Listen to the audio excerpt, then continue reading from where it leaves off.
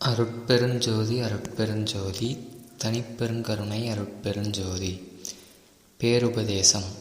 ஸ்ரீமுக வருடம் ஐப்பசி மாதம் 7ஆம் நாள் 21/10/1873 புதன்கிழமை பகல் 8 மணிக்கு மேட்டுக்குப்பம் எனும் சித்திவளாக திருமாளிகையில் முதல் சன்மார்க்க கொடி கட்டின உடனே நடந்த விவகாரத்தின் குறிப்பு. இங்குள்ள நீங்கள் எல்லோரும் இதுவரைக்கும் இருந்தது போல் இனியும் வீண்காலம் கழித்து கொண்டிராதீர்கள். இது முதல் சாலைக்கு ஆண்டவர் போகின்ற 10 தினமாகிய கொஞ்ச காலம் வரையில் நீங்கள் எல்லோரும் நல்ல விசாரணையில் இருந்து கொண்டிருங்கள். அந்த விசாரணை எதுவென்றால், நம்முடைய நிலை எப்படிப்பட்டது, நமக்கு மேல் நம்மை அதிர்ஷ்டிக்கின்ற தெய்வத்தினுடைய நிலை எப்படிப்பட்டது என்று விசாரிக்க வேண்டியது. அதற்கு தக்கபடி நீங்கள் ஒருமித்தாவது அல்லது தனித்தனியாகவாவது உங்கள் அறிவிற்கும் ஒழுக்கத்திற்கும் ஒத்தவர்களுடன் கூடியாவது அல்லது வேலாயுதம் போன்ற மற்றவர்களை கேட்டால் மனுஷிய தரத்தில் போதுமான வரையில் சொல்லுவார்கள். அவரிடம் அப்படி கேட்டாவது நல்ல விசாரணையில் இருங்கள், அல்லது தனியாகவும் விசாரிக்கலாம். இவ்விசாரணை முகத்தில் எழுந்தால் நமது அறிவை விளக்கமின்றி மூடிக்கொண்டிருக்கின்ற அனந்த திரைகளில் அழுத்தமாயிருக்கின்ற முதல் திரையாகிய பச்சை திரை முதலில் நீங்கிவிடும். அது நீங்கினால் மற்ற திரைகள் அதிக விரைவில் நீங்கி போய்விடும். அந்த பசுமை வர்ணம் எப்படிப்பட்டது என்றால், கருமைக்கு முதல் வர்ணமான பசுமையாக இருக்கின்றது. இப்படிப்பட்ட அழுத்தமான திரை நீங்க வேண்டும் என ஸ்தோத்திரித்தும் தெய்வத்தை நினைத்தும் நமது குறைகளை ஊன்றியும் இவ்வண்ணமாக இருக்கின்ற போதும் படிக்கின்ற போதும் இடைவிடாது விசாரத்தோடு ஆண்டவர் நமக்கு உண்மை தெரிவிக்க வேண்டும் என்கின்ற முயற்சியுடன் இருந்தால் தெரிய வேண்டியதை தெரிந்து கொள்ளலாம். அவிசாரம் பரம் அபரம் என்று 2 வகையாய் இருக்கின்றது. இவற்றில் பரம் பரலோக விசாரம், அபரம் இகலோக விசாரம். இவ்விரண்டிலும் இகலோக விசாரம் விசாரம் அல்ல. சாதாரணமாக ஒருவன் விசாரம் செய்து கொண்டிருக்கின்றானே என்றால் அவ்விசாரம் விசாரமாகாது, உண்மை விசாரமும் அல்ல. ஏனெனில் விசாரம் என்கின்றதற்கு பொருள் விசாரம் என்பதில் சாதாரண உலக விசாரத்தை மறுக்க வந்தது. அது மேலும் பரலோக விசாரத்தையே குறிக்கும் பொருட்டு வந்தது. ஜலத்தில் இருக்கின்ற பாசியை நீக்குவது போல் நமது ஆன்மாவை தெரிய ஒட்டாமல் மூடிக்கொண்டிருக்கின்ற பச்சை திரையாகிய ராகாதிகளை விசார அதியுஷ்ணத்தால் அல்லது மற்ற உஷ்ணங்களால் நீக்க முடியாது. அந்த உஷ்ணம் யோகியினுடைய அனுபவத்தில் தெரியும். அதை மனுஷதரத்தில் உண்டு பண்ணுவதற்கு தெரியாது. அந்த விசாரத்தை விட ஆண்டவரை ஸ்தோத்திரம் செய்கின்றதிலும் தெய்வத்தை நினைக்கின்றதிலும் அதிக உஷ்ணம் உண்டாகும். யோகிகள் வனம் மலை முளை முதலியவற்றிற்கு போய் 100, 1000 முதலிய வருஷங்காலம் தவம் செய்து இவ்வுஷ்ணத்தை உண்டு பண்ணி கொள்கிறார்கள். இப்படி தவம் செய்வது உஷ்ணத்தை உண்டு பண்ணி கொள்கிறதை பார்க்கிலும் தெய்வத்தை ஸ்தோத்திரம் செய்கின்றதிலும் நினைக்கின்றதிலும் இதைவிட கோடி பங்கு 10 கோடி பங்கு அதிகமாக உஷ்ணம் உண்டு பண்ணி கொள்ளலாம். எவ்வாறெனில் ஒரு ஜாம நேரம் மனதில் இக விசாரமின்றி பரா விசாரிப்புடன் ஆன்ம நெகிழ்ச்சியோடு தெய்வத்தை சிந்தித்து கொண்டாவது அல்லது ஸ்தோத்திரம் செய்து கொண்டாவது இருந்தால் நாம் பெற வேண்டியதை பெற்றுக்கொள்ளலாம். ஆதலால் இவ்வுலகத்தில் விசாரம் என்கின்ற உண்மை தெரியாது, விசாரம் என்று வழங்கி அதை துக்கம் என்றே சொல்லுவார்கள். நாம் அப்படி அர்த்தம் பண்ணக்கூடாது. அவர்கள் பண்ணுகின்றது துக்கமே விசாரம் என்றது. அது தப்பு. அவ்வர்த்தமும் அன்று. சாரம் என்கின்றது துக்கம், விசாரம் என்கின்றது துக்க நிவர்த்தி. உபசர்க்கம். சாரம் என்கின்ற துக்கத்தை நிவர்த்தித்தது ஆதலால் விசாரம் என்கின்றது முன் சொன்னபடி பரலோக விசாரத்தையே கொடுக்கின்றது. ஆதலால் இடைவிடாது நாம் விசார வசத்தராய் இருக்க வேண்டியது. மேலும் சாரம் என்பது விபத்து சாரம், நீக்குதல், நடத்தல். ஆதலால் இடைவிடாது நன்முயற்சியின் கண் பயிலுதல் வேண்டும். மேலும் இத்தருணம் இங்கு உண்டாகும் கூச்சல் முதலியவையும் அடுத்தவர்களுக்கு பக்கம் வருவிக்கவும் பாவிகளை விளக்கவும் உண்டாயின.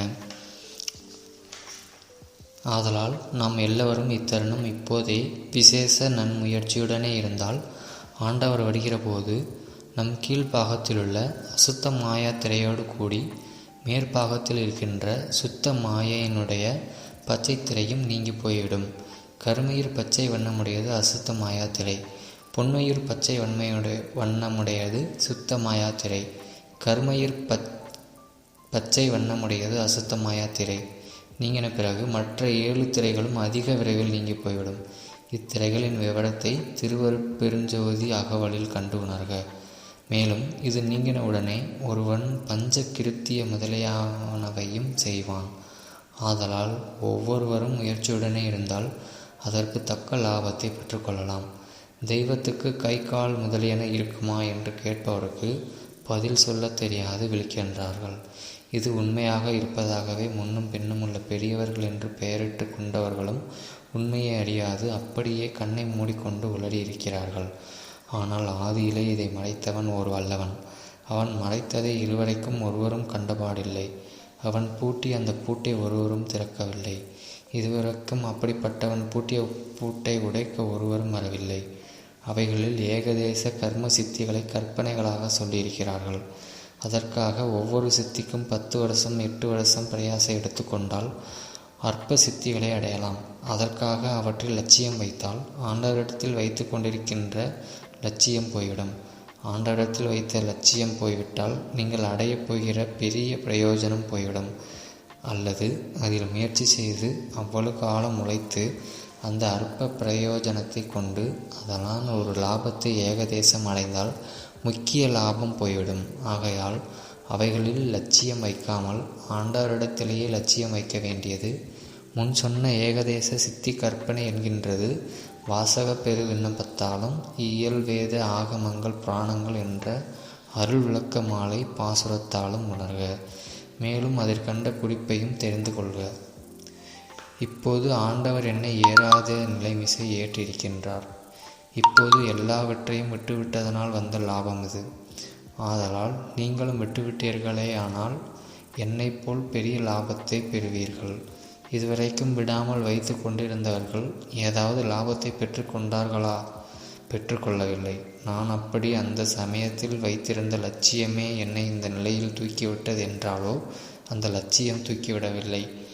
என்னை இந்த இடத்திற்கு தூக்கிவிட்டது யாதெனில் அக்காலத்திலேயே எனக்கு தெரிவிக்க வேண்டியதை தெரிவித்தார் என்று வாசக பெரு விண்ணப்பத்திலும் எத்தேவரையும் நின் சாயையாய் பார்த்ததே அன்றி தலைவ வேறெண்ணியதுண்டோ என தேடிய துண்டு நினதொரு உண்மை என்னும் தொடக்கமுடைய பதிகத்திலும் விண்ணப்பித்திருக்கின்றேன்.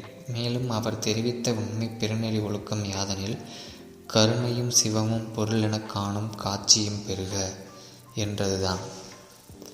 என்னை ஏறா நிலைமிசை ஏற்றிவிட்டது யாதெனில் தயவு என்னும் கருணைதான் என்னை தூக்கிவிட்டது.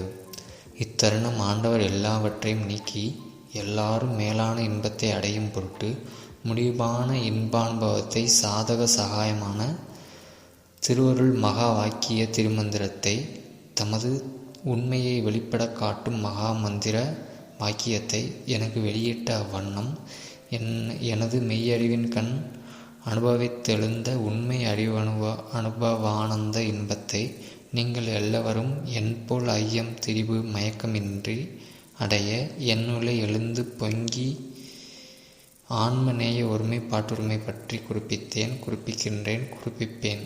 நமது ஆண்டவர் கட்டளையிட்டது யாதெனில் நமக்கு முன் சாதனம் கருணையானதனாலேயே ஆண்டவர் முதற் சாதனமாக அருட்பெருஞ்சோதி தனிப்பெருங்கருணை அருட்பெருஞ்சோதி எனும் திருமந்திரத்தை அருளினார்.